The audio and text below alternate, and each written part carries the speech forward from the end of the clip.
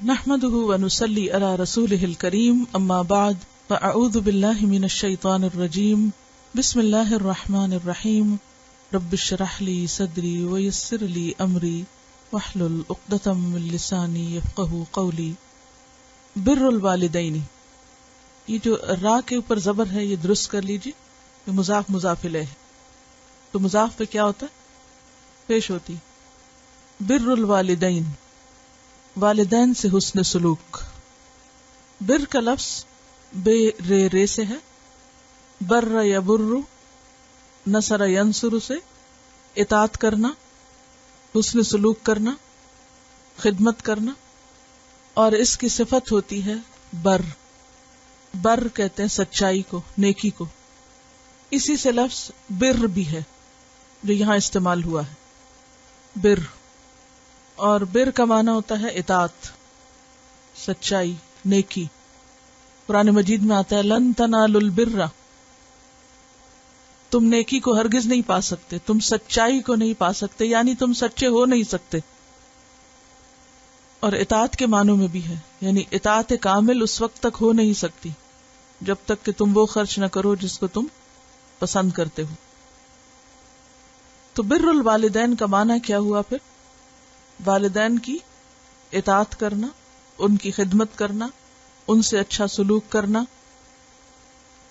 قال اللہ تعالی وَقَضَى رَبُّكَ أَلَّا تَعْبُدُوا إِلَّا إِيَّاهُ وَبِالْوَالِدَيْنِ إِحْسَانًا، اور تیرے رب نے فیصلہ کر دیا، اللہ تعالیٰ کا فرمان ہے، اور تیرے رب نے فیصلہ کر دیا ہے کہ تم لوگ کسی کی عبادت نہ کرو مگر صرف اسی کی، اور والدین کے ساتھ نیک سلوک کرو۔ یہاں پر لفظ قضا استعمال ہوا ہے، یعنی حتمی بات ہے، پکی بات ہے، ایسا تو کرنا ہی ہوگا، ڈیسائیڈڈ۔ قاضی کس کو کہتے ہیں؟ ہو از اے قاضی، فیصلہ کرنے والا۔ تو قضا جو فیصلہ کر دے۔ یہاں پر یہ نہیں کہا کہ تیرے رب نے حکم دیا، یا تیرے رب نے پسند کیا، یا تیرے رب کا فرمان ہے، بلکہ کیا کہا؟ فیصلہ کر دیا۔ یہ کوئی چوائس کی بات نہیں رہی، اب تمہاری مرضی پہ نہیں ہے، اٹس ڈیسائیڈڈ۔ وَقَضَى رَبُّكَ، اور ربک میں کاف کس کی طرف اشارہ ہے؟ نبی صلی اللہ علیہ وسلم کی طرف۔ اے محمد صلی اللہ علیہ وسلم، تیرے رب کا فیصلہ ہے یہ بھی تو ہو سکتا تھا کہ رب کا فیصلہ ہے، رب نے فیصلہ کر دیا، یہ کیوں کہا ربک؟ تیرے رب نے فیصلہ کیا۔ جی اپنائیت، اور نہیں، میرا سوال یہ ہے کہ ربک کیوں کہا گیا؟ جی، اور ہاں ہمارا جی ہاں، بات کو زیادہ اہم ثابت کرنے کے لیے۔ یہ ایسے ہی جیسے عام زبان میں ہم کہتے ہیں، جیسے ماں اگر بچے سے کچھ منوانا چاہتی تو ایک تو یہ کہتی ہے کہ یہ کام کر لو، اور ایک یہ کہتی ہے تیرے باپ کا فیصلہ ہے کہ یہ کام کرنا ہے۔ دونوں میں کیا فرق ہے؟ تمہیں یہ کام کرنا ہے، اور دوسرے کہ تیرے باپ کا فیصلہ ہے کہ یہ کام تجھے یوں ہی کرنا ہے، تجھے یہی پڑھنا ہے، تجھے یہ خریدنا ہے، تجھے یہ بیچنا ہے، تجھے یہ چھوڑنا ہے، تجھے یہ لینا ہے۔ فرق ہے، بہت بڑا فرق ہے۔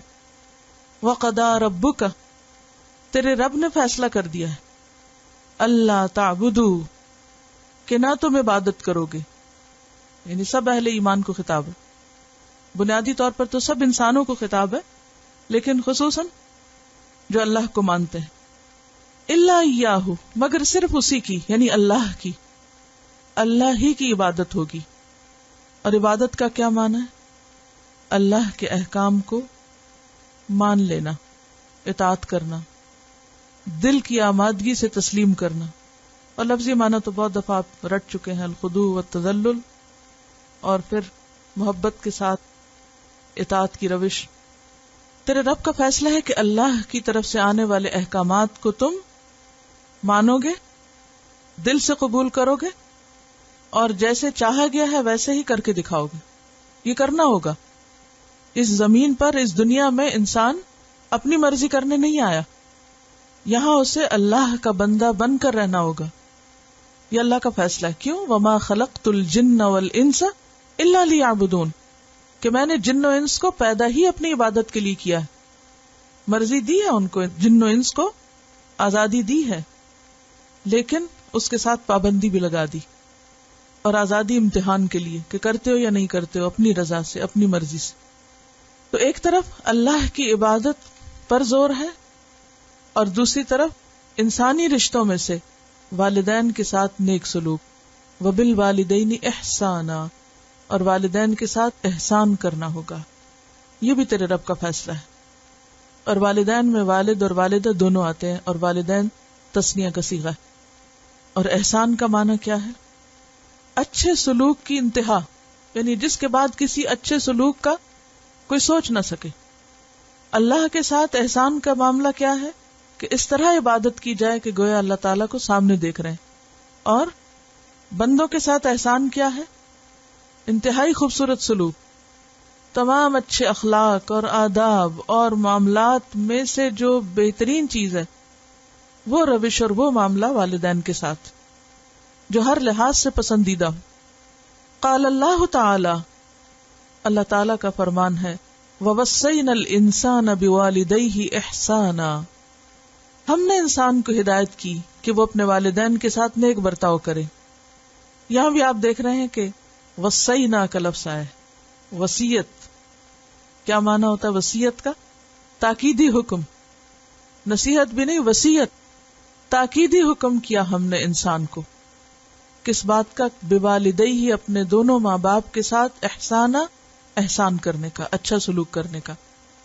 تو ان آیات سے کیا پتہ چلتا ہے کہ ایک طرف حقوق اللہ ہیں اور دوسری طرف حقوق العباد، اور ان میں سے سب سے پہلے والدین کا حق. یعنی انسانی تعلقات اور انسانی معاملات میں حسن سلوک کا جو سب سے زیادہ مستحق ہے وہ انسان کے ماں باپ ہیں. حقوق اللہ کیا ہوتے ہیں؟ بندے کے ذمے وہ حق جو اللہ کی نسبت سے ہوتے ہیں. اور حقوق العباد کیا ہیں؟ وہ ذمہ داریاں، وہ حقوق، وہ فرائض جو ایک انسان پر دوسرے انسان کی نسبت سے عائد ہوتے ہیں. حقوق العباد کیا ہیں؟ وہ حقوق ہیں، وہ ذمہ داریاں ہیں، وہ فرائض ہیں جو ایک انسان پر عائد ہوتی ہیں. کس کی نسبت سے؟ بندوں کی نسبت. نسبت کا کیا مطلب؟ یعنی بندوں سے معاملہ کرتے وقت جو ذمہ داریاں عائد ہوتی ہیں وہ حقوق العباد کہلاتی ہیں. اور ان میں ہمارے دین میں سب کے حقوق ڈیفائن بھی کر دیے گئے کہ ماں باپ کا کیا حق ہے، اولاد کا کیا حق ہے، بہن بھائیوں کا کیا ہے، بیوی کا کیا ہے، ہمسایوں کا کیا ہے، یتیموں کا کیا، اور دیگر طبقات کا معاشرے کے کیا حق ہے. اس معاملے میں بھی اللہ سبحانہ وتعالی نے ہم کو ہماری عقل، ہماری خواہش اور ہماری مرضی پہ نہیں چھوڑا، بلکہ ہمیں صاف صاف بتا دیا کہ تمہاری کیا ذمہ داریاں ہیں. اور ذمہ داری کا معنی کیا ہے؟ اکاؤنٹیبلٹی، کہ جو چیز ذمے کی گئی ہے اس کے بارے میں پھر پوچھ بھی ہوگی. کیونکہ جو چیز ذمہ داری نہیں، فرض نہیں، انسان چاہے تو کرے چاہے تو نہ کرے. لیکن جب وَقَضَىٰ رَبُّكَ کہہ دیا گیا تو یہ فیصلہ محض کوئی ایک طرف فیصلہ فرمان شاہی نہیں کہ اگر کوئی نہیں بھی چاہتا تو نہ مانے تو شاید وہ چھپ جائے کہیں ادھر ادھر. نہیں، یہ معاملہ اللہ کے ساتھ ہے، اور جو رب کا فیصلہ ہے اور جو تاکیدی حکم ہے اور جو اس نے ذمہ داری عائد کی ہے اس کے بارے میں پھر سوال بھی ہوگا، پوچھ بھی ہوگی. اس لیے اس میں انتہائی احتیاط کی ضرورت ہے. اس میں غفلت نہایت خطرناک ثابت ہو سکتی ہے، انسان کی عبادات کو بھی ضائع کر سکتی ہے. تو حقوق العباد دراصل ذمہ داریاں ہیں جن پر حساب بھی ہوگا. عام انسانوں کے ساتھ بھی اچھے تعلقات کی تاکید کی گئی ہے. مثلاً یہ کہ ان کا احترام کیا جائے، ان کو بے عزت نہ کیا جائے، انہیں فائدہ پہنچایا جائے، نقصان نہ دیا جائے، ان سے کیے ہوئے عہد و پیمان پورے کیے جائیں، ان کو تکلیف نہ دی جائے، ان کے مال پر ناجائز قبضہ نہ کیا جائے. تو یہ تمام چیزیں کیا ہیں؟ اچھے تعلقات کی بنیادیں. اور اس کی ایک لمبی تفصیل ہے جو آپ پیچھے پڑھ چکے ہیں. لیکن ان سارے تعلقات میں، سارے انسانی رشتوں میں سے معزز ترین رشتہ والدین کا رشتہ ہے، جس کے بارے میں انتہائی تاکیدی حکم دیا جا رہا ہے. ان آیات کو ہم پہلے بھی پڑھ چکے ہیں، ہم جانتے بھی ہیں، لیکن انسان ہونے کے ناطے پھر بھول جاتے ہیں، غفلت کا شکار ہو جاتے ہیں. بعض اوقات نظر انداز بھی کر دیتے ہیں، تو ضروری ہے کہ ان کے بارے میں ہم سب توجہ کریں، کیونکہ اللہ کی عبادت کے بعد پہلا کرنے کا کام یہ ہے، اور اگر انسان اس میدان میں فیل ہے تو باقی چیزوں میں کامیابی نہیں ہو سکتی. حدیث نمبر 171 عن عبد الله بن عمرو عن النبي صلی اللہ علیہ وسلم قال رضا الرب في رضا الوالد وسخط الرب في سخط الوالد رواہ الترمذی کتاب البر والصلۃ. سیدنا عبداللہ بن عمرو رضی اللہ عنہ سے روایت ہے، نبی کریم صلی اللہ علیہ وسلم نے فرمایا، رب کی رضا والد کی رضا میں ہے، اور رب کا غصہ والد کے غصے میں ہے. لفظی وضاحت دیکھیے.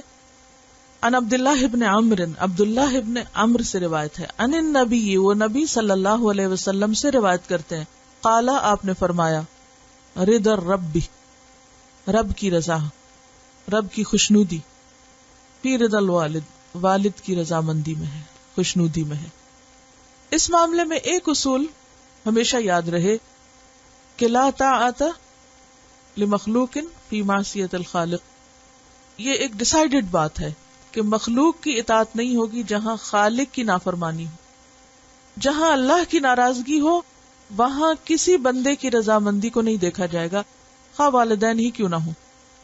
لیکن اس کے علاوہ باقی دنیاوی امور میں، باقی کاموں میں والدین کی رضامندی حاصل کرنا بے حد ضروری ہے. اس کی وجہ کیا ہے؟ اس کی وجہ یہ ہے کہ انسان اپنے والدین سے کبھی بھی بے نیاز نہیں رہ سکتا. کوئی بھی رشتہ والدین سے زیادہ انسان کا خیرخواہ نہیں ہو سکتا. والدین ہر حال میں، دکھ میں، سکھ میں، ہمیشہ اپنی اولاد کی خیرخواہی چاہتے ہیں، بہتری چاہتے ہیں. والدین اپنی اولاد پر بے حد محنت کرتے ہیں. اللہ تعالیٰ کا فیصلہ یہ ہے کہ جہاں بھی کسی کی قربانی ہو، جہاں بھی کوئی محنت کرے، جہاں بھی کوئی تکلیف اٹھائے، اسے اس کا بدلہ دیا جائے، کیونکہ یہی عدل اور انصاف ہے. اور والدین کی محنتیں اور قربانیاں جس خوشی کے ساتھ ہوتی ہیں، جس آمادگی کے ساتھ ہوتی ہیں، وہ کسی اور رشتے میں نہیں ہوتی. بعض اوقات دوسرے لوگ بھی آپ کے لیے کچھ کرتے ہیں، لیکن بعض اوقات محبت سے، بعض اوقات خوشی سے، بعض اوقات مجبوراً بھی، بعض اوقات کسی مطلب سے، کوئی بھی وجہ ہو سکتی. لیکن والدین ہر حال میں، خواہ بظاہر تکلیف بھی اٹھائیں یا کوئی پریشانی بھی ہو یا کسی بھی طرح اولاد ستائے بھی، تب بھی اندر کی انتہائی سچی خیرخواہی کے ساتھ اولاد کے ساتھ معاملہ کرتے ہیں. اور یہ ایک مانی ہوئی بات ہے. ماں باپ اپنی اولاد کو دھوکہ نہیں دے سکتے، کو برا نہیں چاہ سکتے. وہ اپنی خوشیاں اور اپنی ضروریات کاٹ کر اولاد کی خوشی کے لیے کام کرتے ہیں. اپنا دین ایمان بعض اوقات داؤ پہ لگا کے، آپ نے اکثر دیکھا ہوگا کہ ماں باپ بعض اوقات اپنی دنیا کا دین بھی داؤ پہ لگا دیتے ہیں. کس لیے؟ اولاد کو وہ اپنے سے بھی بہتر بنائے. آپ نے دیکھا ہوگا کہ اکثر ماں باپ کی خواہش کیا ہوتی ہے کہ ہمارے بچے ہم سے بھی آگے نکلیں، ہم سے بھی بہتر زندگی گزاریں، ہم سے زیادہ خوشیاں دیکھیں. جو تکلیفیں ہم نے دیکھی ہیں یا جو مشقتیں ہم نے دیکھی ہیں یا جو پریشانیاں ہمیں ملی ہیں وہ ہمارے بچوں کو نہ آئیں. اور ہر اعتبار سے ان کو پروٹیکٹ کرتے رہتے ہیں، خود فرنٹ پہ رہتے ہیں، خود تکلیفیں اٹھاتے ہیں، خود مشکل اٹھاتے ہیں اور ان کو بچاتے رہتے ہیں. جیسے آپ نے دیکھا ہوگا کہ جانوروں کے اندر بھی جب کوئی خوف خطرہ ہوتا ہے تو کس طرح ایک مرغی بھی اپنے بچوں کو اپنے پروں تلے سمیٹ لیتی ہے، خود خطرے کے آگے کھڑی ہو جاتی ہے اور بچوں کو سمیٹ لیتی ہے کہ ان کو کوئی نقصان نہ ہو. تو خود تکلیف اٹھانا اور خود خطرے کے سامنے کھڑے ہو جانا اولاد کو پروٹیکٹ کرنے کے لیے یہ کوئی معمولی بات نہیں ہے. اور یہ چیز اللہ ہی نے بندوں کے دل میں رکھی، تو اللہ ہی نے پھر اولاد کے ذمہ یہ کیا ہے کہ ماں باپ کی رضامندی کو ہر حال میں ملحوظ خاطر رکھے. اور یہ عین انصاف ہے، عین عدل ہے. اور پھر اس کو اپنی رضامندی سے جوڑ دیا، رضا الرب فی رضا الوالد. والد راضی ہے تو رب راضی، اور اگر والد ناراض ہے تو رب راضی نہیں ہو سکتا. یعنی ایک معیار دے دیا گیا، کرائیٹیریا دے دیا گیا، ذمہ داری ڈال دی گئی کہ یہ تمہیں کرنا ہوگا.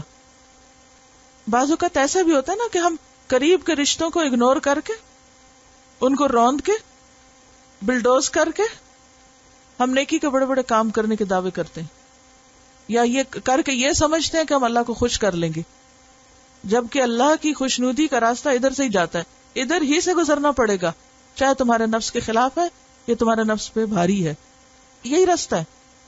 بعض اوقات ایسا ہوتا ہے نا، آپ کو کسی منزل تک پہنچنا ہوتا ہے تو ایک نہیں دوسرا نہیں تیسرا، کئی راستے جا رہے ہوتے ہیں۔ بعض اوقات ایسا ہوتا ہے چھوٹا راستہ بند ہے تو آپ کو ایک بڑا روٹ لے کے وہاں تک لیکن یہاں تو کوئی دوسری طرف سے جانا نہیں، ادھر سے ہی جانا ہے، جو کچھ کرنا یہیں سے گزر کے کرو، اور ایسا کرنا آسان نہیں ہے۔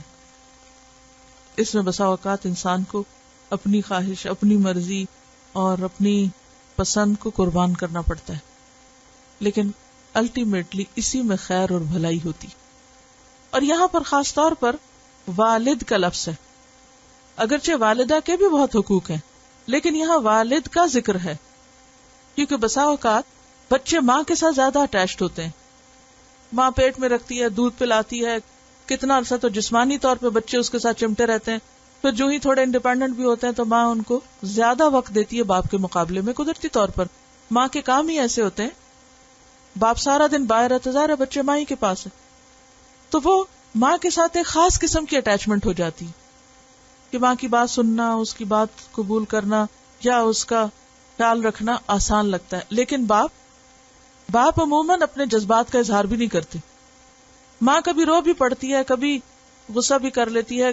ماں اور بیٹے کے درمیان یا بیٹی کے درمیان ایک اور طرح کی انڈرسٹینڈنگ ہوتی ہے جو کہ عموماً باپ کے ساتھ اس آسانی کے ساتھ نہیں بنتی، اس طرح نہیں ہوتی، کیونکہ obviously وہ کلوزنس ہو نہیں پاتی کاموں کی نوعیت کی وجہ سے، یا بعض اوقات اس ڈسٹنس کی وجہ سے جو باپ کی ذمہ داریوں کی وجہ سے اس کے اور اولاد کے بیچ میں آ جاتا ہے۔ کئی ایک فیکٹر ہو سکتے ہیں، تو اس میں بسا اوقات ماں کا خیال رکھتے رکھتے باپ کے حقوق متاثر ہونے لگتے ہیں۔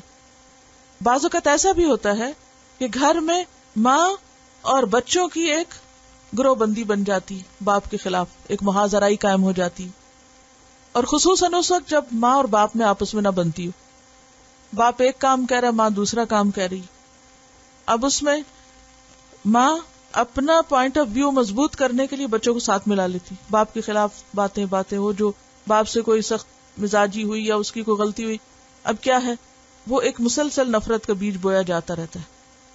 نتیجہ کیا ہوتا ہے کہ بچوں کے اندر باپ کے خلاف ایک خاموش قسم کی نفرت پیدا ہو جاتی ہے۔ اب اس میں وہ جو اندر ری ایکشن ہوتا ہے، اس کی وجہ سے بعض اوقات بچے باپ کا احترام بھی نہیں کرتے، بدتمیزی سے پیش آتے ہیں، کیونکہ ماں نے سکھایا ہی نہیں، وہ ماں نے کرنے ہی نہیں دیا، صرف اپنی ضد کی وجہ سے جو شوہر کے ساتھ تھی۔ اب بچے تو معصوم ہیں، ان کو تو جو جیسا سکھائے گا، اور بعض اوقات ایسا دیکھنے میں آتا ہے کہ بچے جب بڑے ہوتے ہیں خود ہوش سنبھالتے ہیں، پھر انہیں سمجھ میں آتا ہے کہ یہ غلط ہو گیا، تو ایسے میں باپ کا ذکر کر کے الگ طور پر اس کی رضامندی حاصل کرنے کی بات کی گئی ہے۔ رضا الرب فی رضا الوالد، رب کو راضی کرنا تو باپ کو راضی کرنا ہوگا، کیونکہ مرد عموماً کیا ہوتے ہیں، سخت مزاج ہوتے ہیں، ڈسپلنڈ ہوتے ہیں، بعض اوقات ان کے اپنا ایک مخصوص مزاج ہوتا ہے، عورتوں کی طرح زیادہ باتیں نہیں کرتے، بعض اوقات بچوں کے ساتھ وہ کمیونیکیشن لیول نہیں ہوتا جو ماں کا ہوتا ہے، نتیجتاً کیا ہوتا ہے، ایک ڈسٹنس آ جاتا ہے۔ اب اس ڈسٹنس میں بچے اپنے آپ کو بہت جسٹیفائی کر لیتے ہیں، ہمارے باپ نے ہمارے لیے کیا کیا، بھی وہ جو سارا دن کماتا رہا، جس کے بل پہ تم پلتے رہے، وہ کس نے کیا تھا تمہارے لیے، وہ کیوں بھول گئے ہو؟ لیکن وہ شیطان دوسرے کے احسانات بھلوا دیتا ہے، وہ صبح سے رات تک کھپتا ہے، وہ کسی کھاتا بھی نہیں ہے، وہ جو محنت کرتا ہے وہ کسی حساب میں ہی نہیں ہے،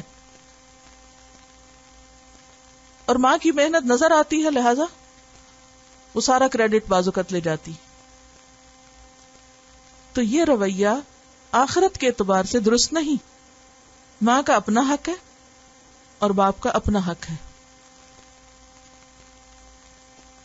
لہذا رضا الرب فی رضا الوالد، رب کی رضا باپ کی رضا میں ہے، وسخط الرب، اور رب کی ناراضگی فی سخط الوالد، والد کی ناراضگی میں ہے. بعض اوقات شوہر اور بیوی کے درمیان اختلاف ہو جاتا ہے اور بہت جینون ہو سکتا ہے. شوہر کی زیادتی ہو سکتی ہے کیونکہ وہ بھی انسان ہے اور بعض مرد واقعی زیادتی کرتے ہیں. ایسے میں بھی کبھی بچوں کو باپ سے دور نہیں کرنا چاہیے الا یہ کہ ان کے دین ایمان کا خطرہ ہو. رشتوں کو کاٹنا نہیں چاہیے. خون کے رشتے کاٹنا بے سکونی کا سبب ہوتا ہے کیونکہ اللہ نے اس سے منع کیا ہے. انسان بچوں کو اچھے برے کی تمیز سکھائے لیکن انسانوں کی نفرت نہ دے. اور آپ دیکھیں گے کہ جب خون کے رشتوں کی نفرت دلوں میں بیٹھ جاتی ہے تو وہ کوئی ہیلدی علامت نہیں ہوتی، صحت مند علامت نہیں ہوتی. جس سے اپنے قریبی رشتوں پر اعتماد نہ ہو وہ کسی پر بھی اعتماد نہیں کر سکتا. ان بچوں کی زندگی میں خلا رہ جاتا ہے، ایک کمی رہ جاتی. بظاہر ہم بچوں پہ احسان کر رہے ہوتے ہیں حالانکہ ہم اپنے ہی بچوں پہ ظلم ڈھا رہے ہوتے ہیں، ان کی خیرخواہی نہیں کر رہے ہوتے. تو ایسے میں دل بڑا کر کے اپنے ذاتی اختلاف بھول کر اولاد کو ان کی آخرت کمانے دیں کیونکہ بہرحال وہ باپ ہے. الا یہ کہ کوئی چور ہو، ڈاکو ہو، کوئی قاتل ہو، کوئی ایسا شخص ہو کہ جس کے پاس بچوں کا جانا ان کے دین، ایمان، اخلاق کے لیے واقعی نقصان دہ، تو وہ ایک الگ بات ہے. اس میں تو فرض بنتا ہے کہ انسان جس طرح اور برائیوں سے بچوں کو انسان بچاتا ہے اسی طرح اس برائی سے بھی بچائے. لیکن عام حالات میں جس میں کسی بھی وجہ سے شوہر اور بیوی کی نہیں بنتی تو بچوں کو بیچ میں آڑ نہیں بنانا چاہیے، ان کے مستقبل کو داؤ پہ نہیں لگانا چاہیے. اس میں دنیا کا بھی نقصان ہے اور آخرت کا بھی نقصان. السلام علیکم. میں ایک فیملی کو جانتی ہوں جن کی آپس میں بہت پرابلمز ہو رہی تھی ہسبینڈ اور وائف کی، تو میں ان کی کاؤنسلنگ کیا کرتی تھی. تو زیادہ تر میری وہ خاتون سے ہی بات ہوتی تھی. تو ایک دفعہ میں نے ان سے کہا کہ میں آپ کے شوہر سے بھی بات کرنا چاہتی ہوں. تو پتہ چلا کہ مین وجہ یہی ہے کہ آپس میں جب بھی ان کی کوئی نا اتفاقی ہوتی تھی تو وہ اپنی بچیوں، ان کی بیٹیاں ہی ہیں، تو بیٹیوں کو اپنی طرف کر لیتی تھی، اور بچیاں جو ہیں بہت زیادہ باپ کے خلاف تھی اور بالکل رسپیکٹ نہیں کرتی تھی، اور وہ چیز باپ کو بہت زیادہ بادر کرتی تھی. تو وہ پھر میں نے ان کو سمجھایا، بچیوں کو بھی، ان کی والدہ کو بھی، کہ ایسا نہ کرے، صرف یہی وجہ ہے اور کوئی بھی پرابلم نہیں ہے. تو الحمدللہ پھر بچیوں کو تھوڑی سی دین کی بھی سمجھ آ گئی اور وہ انہوں نے مطلب سوچا کہ نہیں، واقعی باپ کی رسپیکٹ جو ہے وہ اپنی جگہ ہے. اور ان کی والدہ کو میں نے بہت سمجھایا بچیوں کی کہ آپ بالکل ایسا نہ کیا کریں ورنہ یہ ہے کہ آپ کو پرابلم ہوگی. اور وہ جو ان کے والد تھے وہ کہتے تھے میں اتنا ہرٹ ہوتا ہوں جب بچیاں بالکل رسپیکٹ نہیں کرتی اور ہر چیز جو ماں کرتی ہے اس کو تو بہت اپریشیٹ کرتی ہیں اور یہی کہتی ہیں کہ ماں ہی نے ہمیں پالا، انہوں نے ہمارے لیے سب کچھ کیا اور میں ساری زندگی ان کے لیے کرتا آ رہا ہوں. تو وہ بالکل جو ہے اس چیز کو ماننے کے لیے تیار نہیں ہے. تو الحمدللہ بہتر ہے ان کے حالات، اور یہی وجہ تھی. اور ان کو یہ کہ دین کی سمجھ جب آ گئی ہے تو انہوں نے ریئلائز کیا کہ یہ چیز ضروری ہے کہ باپ کی رسپیکٹ جو ہے وہ اپنی جگہ ہے. دیکھیے کہ بہت نیچرل ہوتا ہے نا، ہسبینڈ وائف میں کوئی نہ کوئی ٹکراؤ، کوئی نہ کوئی کلیش، کوئی نہ کوئی روز ہی کوئی فیصلہ کرنا ہوتا ہے. تو ضروری تو نہیں کہ ہر روز اتفاق ہو. اختلاف رائے بہت ممکن ہوتا ہے اور جتنا جو جس کے قریب ہوتا ہے ان میں اختلاف رائے کے امکانات بھی زیادہ ہوتے. اور پھر مرد اور عورت کا جو ایک ذہنی اختلاف ہے جو انڈرسٹوڈ ہے، جو اللہ ہی نے بنایا ہوا ہے، ایسے میں ان چیزوں کو بہت حکمت کے ساتھ ٹیکل کرنا چاہیے اور اس اختلاف کو وہیں رہنا چاہیے، نیچے نہیں آنا چاہیے. جب وہ نیچے آ جاتا ہے تو اب کیا ہوتا ہے کہ ایک پارٹی ماں اور بچوں کی بن جاتی ہے اور دوسری طرف شوہر تنہا رہ جاتا ہے. اب نتیجہ کیا ہوتا ہے کہ وہ سارے دن کام کر کے تھکا ہوا جب گھر آتا ہے تو گھر میں بیوی تو ویسے ہی ناراض ہے کیونکہ اس کا اختلاف ہو گیا تھا، کسی بات پہ آرگیومنٹ ہوگی. اب اس نے 7 اولاد کو بھی ملایا ہوا ہے، لہذا کوئی بات کرنے والا ہی نہیں، کوئی عزت دینے والا ہی نہیں. اور مرد حضرات جتنا عزت نہ ملنے پر ہرٹ ہوتے ہیں، چاہے وہ اس کا اظہار نہ کریں، کیونکہ اللہ نے ان کو ایک درجہ اوپر دیا نا. جب ان کی فطرت میں اللہ نے رکھ دیا کہ ان کی عزت کی جائے، انہیں احترام دیا جائے، جب ان کو وہ احترام نہیں ملتا تو پھر وہ اور نیگیٹولی ریئیکٹ کرتے ہیں، جس کے نتیجے میں لامتناہی مسائل شروع ہو جاتے ہیں. اور اس میں رول کون پلے کرے گا کہ سب حقداروں کو حق ملے؟ ماں ہی کرے گی، اور اس کے لیے ماں کو دل بڑا کرنا ہوگا. اس بات کو تو پلے باندھ لیں، کبھی اختلاف ہو، کوئی ڈس ایگریمنٹ ہو، بچوں کے سامنے مت جھگڑیں. بچوں کے سامنے بالکل وہ اظہار نہیں کریں کیونکہ اس سے دونوں کا ہی روب چلا جائے گا. اور یہ چیز خرابی کی جڑ ہوتی ہے. یہاں سے فساد شروع ہوتا ہے. جب بڑے بچے بن جائیں بچوں کے سامنے اور بچوں سے بھی بدترین شکل میں آپس میں لڑیں اور ایک دوسرے کی عزت اور احترام نہ کریں، کیونکہ والدین بچوں کے لیے رول ماڈل ہوتے ہیں. جب وہ بری مثال قائم کرتے ہیں تو بچوں کے دل سے فوری طور پر ان کی عزت احترام چلا جاتا ہے. لہذا وہ نہ ادھر کے نہ ادھر کے. یہ جو سپیریورٹی ہے یہ اللہ ہی نے دی ہے ان کو. وَلِلرِّجَالِ عَلَيْهِنَّ دَرَجَةٌ. یہ اللہ کا نظام ہے. اگر آپ اس کے خلاف جائیں گے تو خود ہی نقصان اٹھائیں گے. عورت کچھ بھی کر لے وہ مرد سے بڑی ہو ہی نہیں سکتی. یہ نہیں کہ میں اس کے باعث ہوں، عورتوں کے خلاف ہوں، میں خود ایک عورت ہوں، لیکن اس تقسیم کو سمجھنا چاہیے اور اسے رضیت باللہ ربن کے تحت مان لینا چاہیے جو اللہ نے رکھی ہے، اور اسے قبول کر لینا چاہیے. اور بھلے کسی معاملے میں آپ بہت سمجھدار بھی ہوں اور بہت ماہر بھی ہوں، پھر بھی جس کو اللہ نے درجہ دیا اسے درجے میں ہی رکھیں. اسی میں بھلائی ہے، اسی میں خاندان کی ذہنی صحت ہے، اسی میں خاندان کی عملی ترقی ہے، اسی میں ان کی دنیا اور دین و آخرت کی سربلندی ہے. اگلی حدیث ہے عن ابی الدرداء سمع النبی صلی اللہ علیہ وسلم یقول الوالد اوسط ابواب الجنة فأدع ذلك الباب او احفظه رواہ ابن ماجہ کتاب الادب. سیدنا ابو درداء رضی اللہ عنہ سے روایت ہے کہ انہوں نے نبی کریم صلی اللہ علیہ وسلم سے سنا، والد جنت کا درمیانی دروازہ ہے، پس چاہے تو اس دروازے کو ضائع کر دو یا اس کی حفاظت کرو. لفظی وضاحت. عن ابی الدرداء، ابو درداء صحابی سے روایت ہے رضی اللہ عنہ، سمع انہوں نے سنا، النبی نبی صلی اللہ علیہ وسلم سے، یقول آپ فرماتے تھے. اب آپ دیکھیے کہ کہیں پر آتا قالا اور کہیں آتا یقول. تو یقول جو ہے اس میں خاص طور پر یہ کہ یہ بات آپ ایک سے زائد بار فرماتے تھے، یعنی آپ کہا کرتے تھے کیا؟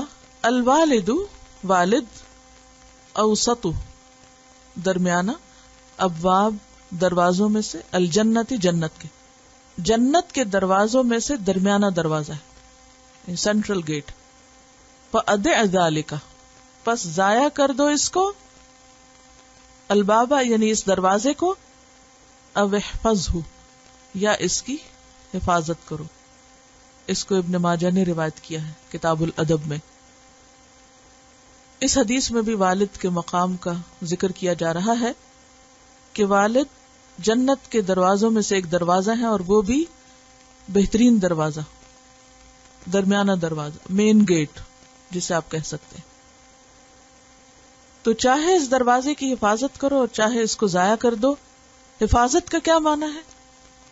کہ اس کے ساتھ اپنا تعلق درست رکھو، اس کو اس کا مقام دو، اس کو راضی رکھو، تاکہ جنت میں داخلہ باعزت طریقے سے ہو سکے. آپ کو وہ روایت یاد ہوگی اصحاب الاعراف کے بارے میں، کہ جس میں آتا ہے کہ کچھ لوگ اعراف پر ہوں گے اور ان میں سے وہ جو شہید ہوئے لیکن والدین کی مرضی کے خلاف جہاد میں شریک ہوئے. ایک طرف شہادت ہے اور دوسری طرف والدین کی نافرمانی. جنت میں جانے سے وہ نافرمانی روکے ہوئے ہیں اور جہنم میں جانے سے وہ شہادت روکے ہوئے ہیں. تو وہ عین بیچ میں اٹکے ہوئے ہیں. بعض اوقات انسان ایک طرف بہت بڑی بڑی نیکیاں کرتا ہے، بڑے بڑے کام کرتا ہے، اور دوسری طرف کو کمپلیٹلی اگنور کر دیتا ہے. یہ رویہ بھی درست نہیں. اعتدال کی ضرورت ہے. انسان جہاد فی سبیل اللہ جیسے کام کو کرتے ہوئے بھی اپنی ذمہ داریوں کو نہ بھولے اور اپنے فرائض کو یاد رکھے. اور اس کی تائید یہ اگلی حدیث ایک کرتی ہے جس میں آتا ہے کہ ایک شخص رسول اللہ صلی اللہ علیہ وسلم کی خدمت میں حاضر ہوا اور عرض کیا کہ میں آپ سے ہجرت پر بیعت کرنے کے لیے حاضر ہوا ہوں، اور میں نے اپنے والدین کو اس حال میں چھوڑا کہ دونوں رو رہے تھے، یعنی وہ راضی نہیں تھے.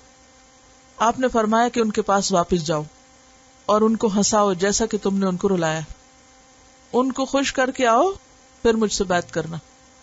یعنی تم دین کی خدمت کے قابل بھی جبھی ہو جب اپنے ان قریبی رشتہ داروں کا لحاظ اور پاس رکھو، ان کو اذیت دینے سے، تکلیف دینے سے بچو۔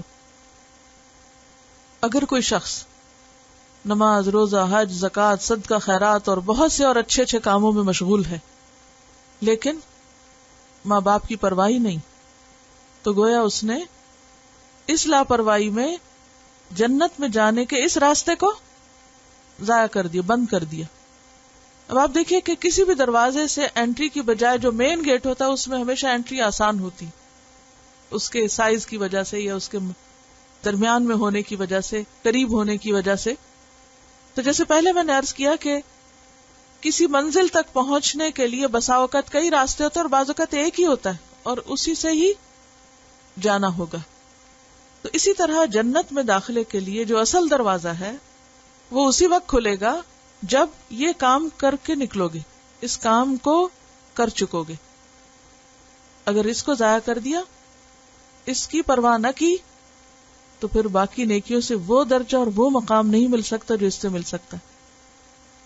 نیکی کے بھی کئی کام ہوتے ہیں نا، بعض کام ہمیں بہت آسان لگتے ہیں، بعض لوگوں کو مثلا اللہ کے راستے میں مال خرچ کرنا آسان لگتا ہے، بعض لوگوں کو مال دینا بہت مشکل لگتا ہے، ان کو نفل پڑھنا آسان لگتا ہے، کسی کو نفل پڑھنا بہت اچھا لگتا ہے لیکن حج عمرے کی طرف توجہ نہیں ہوتی، کسی کو ان کا بہت شوق ہے بار بار حج عمرے پہ جاتے رہتے ہیں لیکن دوسری طرف قرآن پڑھنا مثلا اس کی طرف توجہ کوئی نہیں۔ تو ہر ایک نے نیکی کا بھی اپنا ایک معیار بنایا ہوا ہوتا ہے اور وہ اسی ذریعے سے نیکی کو کرنے کو اپنے لیے بڑی سعادت سمجھتا ہے۔ لیکن کچھ ذمہ داریاں ایسی ہیں کہ جن کو پورا کیے بغیر باقی نیکیاں زیادہ فائدہ نہیں دیں گی، اور ان ذمہ داریوں میں سے ایک ذمہ داری ماں باپ کے ساتھ حسن سلوک ہے اور ان کے حقوق کی حفاظت۔ دروازے کی حفاظت دراصل کیا ہے؟ ان کے حقوق کی حفاظت، ان کی رضامندی۔ ان کا سوال یہ ہے کہ اگر کوئی والدین شرک کرتے ہیں اور اولاد کو بھی شرک کی طرف لگاتے ہیں، اور اس صورت میں اگر وہ اپنی مرضی سے کوئی اور کام کر لیتے ہیں جیسے شادی کا معاملہ ہے، تو ایسی صورت میں اگر والدین ناراض ہوں تو پھر کیا ہوگا؟ تو بات یہ ہے کہ یہ ترتیب تو ہمیں خود بتا دی گئی نا کہ پہلے اللہ کی عبادت ہے اور اس کے بعد والدین کی اطاعت ہے۔ والدین کی اطاعت بے حد ضروری ہے لیکن معروف چیزوں میں۔ شرک کے اوپر کمپرومائز کر لینا کہ والدین کی خوشی ضروری ہے تو یہ تو کہیں بھی نہیں جائز، یہ تو کسی طرح بھی درست نہیں۔ لیکن نیکی کے باقی کام جو ہیں ان کو کرتے وقت کیا ضروری ہے کہ والدین کو ساتھ لے کے چلا جائے، ان کی خوشنودی کا خیال رکھا جائے۔ یہاں پر ہم دیکھتے ہیں کہ وہ شخص جو ہجرت کے لیے گیا، آپ نے اسے کیا کہا؟ جاؤ پہلے ان کو ہنسا کے آؤ، ان کو رلا کے کیوں نکلے ہو؟ بعض اوقات ایسا ہوتا ہے نا کہ ہم جلدی چاہتے ہیں کوئی کام فوراً ہو جائے۔ اچھا ماں باپ کہتے ہیں ذرا ٹھہر جاؤ، ہم کہتے ہیں نہیں ہمیں تو ابھی کرنا ہے۔ آپ ہنسے کہ روئیں، پسند کریں یا نہ کریں، یہ اتنا بڑا نیکی کا کام ہے اور آپ ہمیں اس سے روک رہے ہیں۔ اب آپ خود سوچئے کہ ہجرت کی بات ہو اور ہجرت کا اجر و ثواب جو قرآن مجید میں اور احادیث میں پتہ چلتا ہے وہ بے پناہ ہے، اور ظاہر ہے کہ اس دور میں جس کے اندر ایمان آ جاتا تھا وہ ایمان کی خاطر بڑی سے بڑی قربانی کرنا چاہتا تھا۔ اور بعض اوقات ایسا بھی ہوتا ہے کہ ماں باپ ابھی مسلمان ہی نہیں ہوتے، ایسی صورت میں انسان کیا کہتا ہے؟ یہ چونکہ مسلمان نہیں ہے، یا یہ کہ یہ چونکہ دین پر نہیں ہے اور ہمیں دین کی بہت سمجھ آ گئی ہے لہٰذا ان کی پرواہ نہ بھی کریں تو بھی ٹھیک ہے۔ اصل مقصد کیا ہے؟ اللہ کو راضی کرنا۔ اللہ کو ضرور راضی کرو لیکن ماں باپ کو بھی ساتھ لے کر چلو۔ چلیے آگے چلتے ہیں۔ عن عبداللہ بن عمرو رضی اللہ عنہما قال قال رسول اللہ صلی اللہ علیہ وسلم ان من اکبر الکبائر ان یلعن الرجل والدیہ قیل یا رسول اللہ وکیف یلعن الرجل والدیہ قال یسب الرجل ابا الرجل فیسب اباہ ویسب امہ رواہ البخاری کتاب الادب۔ سیدنا عبداللہ ابن عمرو رضی اللہ عنہما سے روایت ہے کہ رسول اللہ صلی اللہ علیہ وسلم نے فرمایا یقیناً سب بڑے گناہوں میں سے یہ ہے کہ کوئی شخص اپنے والدین پہ لعنت بھیجے۔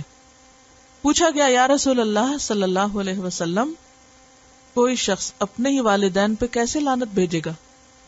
آپ صلی اللہ علیہ وسلم نے فرمایا کہ وہ شخص دوسرے کے باپ کو برا بھلا کہے گا تو دوسرا بھی اس کے باپ کو اور اس کی ماں کو برا بھلا کہے گا۔ کتنی دور کی بات بتائی گئی، کہاں تک ادب اور احترام کا خیال رکھنا ہے کہ ڈائریکٹ یا انڈائریکٹ کوئی چیز سبب نہ بنے ماں باپ کی بدنامی، بے عزتی یا تکلیف کی۔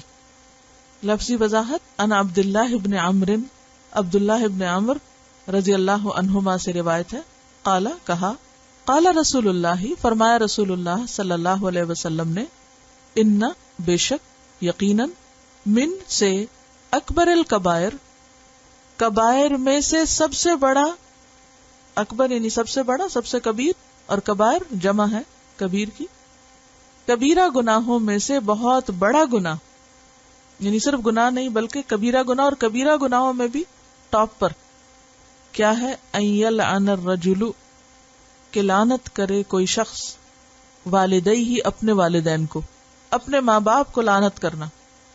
قیل کہا گیا یا رسول اللہ، اے اللہ کے رسول صلی اللہ علیہ وسلم، وکیف یلعن الرجل والدیہ، اور کس طرح ہو سکتا ہے کہ لعنت کرے کوئی شخص اپنے والدین کو؟ یہ تو پاسبل نہیں کہ کوئی بچہ ماں باپ کو گالی دے یا ماں باپ کو لعن طعن کرے، یہ کیسے، ہاؤ کم؟ کیونکہ یہ عقل کے بھی خلاف ہے نا، کچھ چیزیں تو دین کے خلاف ہوتی ہیں، اخلاق کے خلاف ہوتی ہیں، اور کچھ چیزیں عقل میں بھی نہیں آتی کہ کوئی شخص اولاد ہوتے ہوئے ماں باپ کو برا بھلا کہے۔ تو اس لیے انہوں نے حیرانی کا اظہار کیا کہ یہ کس طرح پاسبل ہے کہ کوئی ایسا بھی کر سکتا ہے۔ قالا فرمایا، یسب گالی دیتا ہے، الرجل کوئی شخص، ابر رجل کسی اور شخص کے باپ کو، یعنی اپنے باپ کو تو کچھ نہیں کہتا، کسی کے باپ کو گالی دے دیتا ہے، کسی کے باپ کو برا بھلا کہہ دیتا ہے۔ فیسب اباہ، تو وہ شخص اس کے باپ کو گالی دے دیتا ہے، یعنی اے نے بی کے باپ کو گالی دی تو بی نے اے کے باپ کو گالی دے دی۔ اب سبب کون بنا؟ وہ جس نے آغاز کیا۔ وَيَسُبُّ أُمَّهُ، اور پھر وہ صرف باپ تک نہیں رہتی بات، وہ ماں کو بھی ساتھ شامل کر لیتے ہیں۔ یعنی اگر اے نے بی کے باپ کو گالی دی تو بی صرف اس پہ ٹھنڈا نہیں ہوگا کہ وہ اے کے باپ کو برا بھلا کہے، وہ ماں کو بھی ساتھ شامل کرے گا، جب جا کے اس کا غصہ ٹھنڈا ہوگا۔ تو اس طرح انسان اپنے ہی ماں باپ کی بدنامی کا سبب بن جاتا ہے۔ مثلا آپ نے دیکھا ہوگا بعض اوقات ہسبینڈ وائف میں اختلاف ہوتا ہے تو اب کیا ہے کہ شوہر صرف بیوی کو نہیں، بیوی کے ماں باپ کو برا بھلا کہنے لگتا ہے، بہت کامن سننے میں آتا ہے۔ اب کیا ہوتا ہے، جب بیوی کی زبان کھلتی ہے تو وہ شوہر کو کیا، شوہر کے سارے خاندان کو لپیٹ لیتی ہے، سب عزت احترام کے رشتے ختم ہو کے رہ جاتے ہیں۔ لڑنا جھگڑنا ویسے ہی خراب کام ہے، لیکن اگر اس لڑائی جھگڑے میں انسان حدیں پار کر جائے تو یہ صرف کبیرہ گناہ نہیں، کبیرہ میں سے بھی کبیرہ ہے، اکبر ہے، کہ جس میں انسان ماں باپ کو بھی نہ چھوڑے۔ اور آپ نے دیکھا ہوگا کہ بعض لوگ مرے ہوئے ماں باپ تک کو گالیاں دینا شروع کر دیتے ہیں، بیوی پہ غصے ہوئے، اس کو کیا، اس کے مرے ہوئے ماں باپ کو بھی ساتھ شامل کر لیا۔ یعنی یہ بد اخلاقی کی انتہا ہے جس کا کوئی تصور ہی نہیں کر سکتا، جس کا ایمان کے ساتھ کوئی میچ میل ہے ہی نہیں، لیکن کتنی آسانی سے یہ سب کچھ معاشرے میں دیکھنے میں ملتا ہے۔ اور یہ سب کچھ کر کے اگر ہم یہ سمجھیں کہ ہمارے اعمال برباد نہیں ہوتے تو بڑی غلط فہمی ہوگی۔ اس قدر ضروری ہے کہ ہم اپنے بچوں کو اور دیگر لوگوں کو ان باتوں سے روشناس کرائیں، ان تک یہ بات پہنچائیں کہ وہ کتنے بڑے خسارے میں، اور آخرت کی سزا کو معمولی سزا نہیں۔ اور حقوق العباد میں یہ بات بھی یاد رکھیے کہ جب تک بندہ معاف نہ کرے اللہ تعالیٰ بھی معاف نہیں کرے۔ اللہ نے بندوں کو اختیار دیا، چاہو تو معاف کرو، نہیں تو نہ کرو۔ اور اس سے ایک اور بات بھی پتہ چلتی ہے کہ انسان صرف اتنا ہی اس کے لیے کافی نہیں کہ اپنے ماں باپ کو کچھ نہ کہے یا اپنے ماں باپ کو پروٹیکٹ کرے، یہ ماں باپ کے لیول پر، اپنے سے اوپر کے مقام پر ادب اور احترام صرف اپنے ماں باپ کا نہیں، اس درجے میں باقی سب لوگوں کا ادب احترام ضروری ہے۔ کیونکہ اگر کسی کے ماں باپ کو بھی کچھ کہا تو وہ دراصل اپنے ہی ماں باپ کو کہا۔ کسی کے والدین کو برا بھلا کہنا دراصل اپنے ماں باپ کے برا بھلا کہنے کے لیے راستہ کھولنا ہے۔ اور دوسری بات یہ ہے کہ اولاد جو کچھ کرتی ہے اس میں پھر صرف اولاد کا اپنا نہیں، ماں باپ کا بھی نام بدنام ہوتا ہے۔ مثلا اگر کوئی بچہ گالی دیتا ہے تو اس میں یہ تھوڑی کہا جاتا ہے کہ بچہ گالی دے رہا ہے، کیا کہا جاتا ہے؟ اس کے ماں باپ نے اس کو یہی سکھایا، آٹومیٹیکلی ماں باپ کو ساتھ انوالو کر لیا جاتا ہے۔ اس کے ماں باپ نے اسے یہی سکھایا، اس نے یہی سیکھا، اس کو یہی تربیت ملی۔ تو کسی بھی شخص کا برا اخلاق صرف اس کے اخلاق کی بری گواہی نہیں بلکہ اس کے ماں باپ کے لیے بھی باعث اذیت ہے، کیونکہ اولاد ماں باپ کو ریپرزینٹ کرتی ہے. تو صرف اپنی نہیں، بعض اوقات ماں باپ ہی کی خاطر انسان اپنے رویے کو درست کر لے تاکہ ان کی بدنامی کا سبب نہ بنے. کسی کے برا کرنے سے ہمارے لیے برائی حلال نہیں ہو جاتی. اولاد کی تربیت میں یہ بات بھی شامل ہونی چاہیے کہ ان کے اندر یہ بات راسخ کی جائے کہ آپ صرف ایک نہیں ہو، آپ خاندان کے نمائندے ہو. آپ کا چلنا پھرنا، آپ کا اچھا برا کرنا صرف آپ کو نہیں، پورے خاندان کو اچھا نام دے سکتا ہے یا بدنام کر سکتا ہے. جسے قرآن مجید میں آتا ہے نا کہ تم ان کے خداؤں کو برا نہ کہو ورنہ جواب میں تمہارے خدا کو برا کہیں گے. گویا برائی یا بد اخلاقی ایک ایسی چیز ہے، بد زبانی ایسی چیز ہے، انسان اس پر منہ کھولتا ہی ہے تو وہ چھینٹے صرف سامنے نہیں جاتے، پلٹ کے اپنے اوپر آتے ہیں. جیسے انسان کے جسم سے جو بھی گندگی خارج ہوتی اس کی بیڈ سمیل سب سے پہلے کس تک پہنچتی؟ خود انسان کو. اسی طرح منہ سے کوئی گندا لفظ انسان نکالتا ہے کسی کے لیے بھی، وہ کسی تک تو پہنچے گا، سو پہنچے گا، سب سے پہلے اس کی برائی خود اس کو پہنچتی، اس کی اپنی ذات فوراً متاثر ہوتی ہے. تو یہ بہت احتیاط کا معاملہ ہے، اتنا آسان نہیں ہے. تو گندے الفاظ، گندی زبان، گالی گلوچ، یہ اس غلاظت سے بھی برا ہے جو انسان کے جسم سے نکلے اور انسان کو بری طرح داغدار کرتا ہے، بدنما کر دیتا ہے. کوئی کچھ بھی کرے، انسان اپنی زبان کو کنٹرول کرے، خود کسی کو چانس نہ دے، ٹریگر نہ کرے، سبب نہ بنے، ہوا نہ دے، موقع نہ دے دوسرے کو. بعض اوقات ہم خود کچھ نہیں کرتے، ہم صرف آگ بھڑکا دیتے ہیں، تو سارا وبال کس پہ پڑے گا؟ آگ بھڑکانے والے پر. تو پہلے ہی درجے پر اگر انسان اپنے غصے کو، اپنے غضب کو کنٹرول کر لے اور برے الفاظ زبان سے نہ نکالے اور دوسرے کو شے نہ دے تو معاملہ ختم ہو جائے گا. ایک دیا سلائی جب جلتی ہے نا تو وہ کتنی دیر جلتی ہے؟ چند سیکنڈ. لیکن اگر اس کو لگا دیا جائے کسی اور چیز کے ساتھ، پھر آپ دیکھیں نتائج کیا آتے ہیں. ایک شخص کتنا بھی برا کہے گا، اگر دوسرا خاموشی اختیار کر لے تو بات وہیں رہ جائے گی. وہ ایک دیا سلائی جل کے وہیں بجھ کے ختم ہو جائے گی. جس نے ہوا دے دی معاملہ بگڑ گیا، وہ تو جنگل بھی جلا دے گی. ایک چپ 100 سکھ. چپ ہی مشکل ہے نا. کہتے ہیں کہ اب یہ رشتے جو ہیں یہ ایک جوک بن گئے. لوگ اپنے ماں باپ کو مذاق اڑانے میں اور ان کی برائیوں کو بے وقوف سمجھنے میں کوئی کسر نہیں چھوڑ رکھتے. ہر آنے والی جنریشن کیا سمجھتی ہے کہ ان کے پیچھے والے احمق لوگ تھے، ان کو کچھ نہیں آتا. یہ بھی بد تہذیبی کی ایک علامت. اصل میں جب ہسبینڈ وائف آپس میں احترام نہیں کرتے تو وہاں سے ہی ساری خرابیاں شروع ہوتی. آگ وہاں سے بھڑکتی ہے جو پھر سب تک پہنچتی. یہ کہتی ہیں کہ بعض اوقات مرد مجبور کرتے ہیں کہ ان کو جواب دیا جائے اور شوہر اور غضبناک ہوتے ہیں اگر بولا نہ جائے. اس کا یہ مطلب نہیں کہ گالی دے کے ہی بولا جائے، اس کا مطلب یہ ہے کہ جو وہ پوچھ رہا ہے اس کو جواب دیا جائے. سبحانک اللہم و بحمدک نشہد ان لا الہ الا انت نستغفرک و نتوب الیک. السلام علیکم و رحمۃ اللہ وبرکاتہ.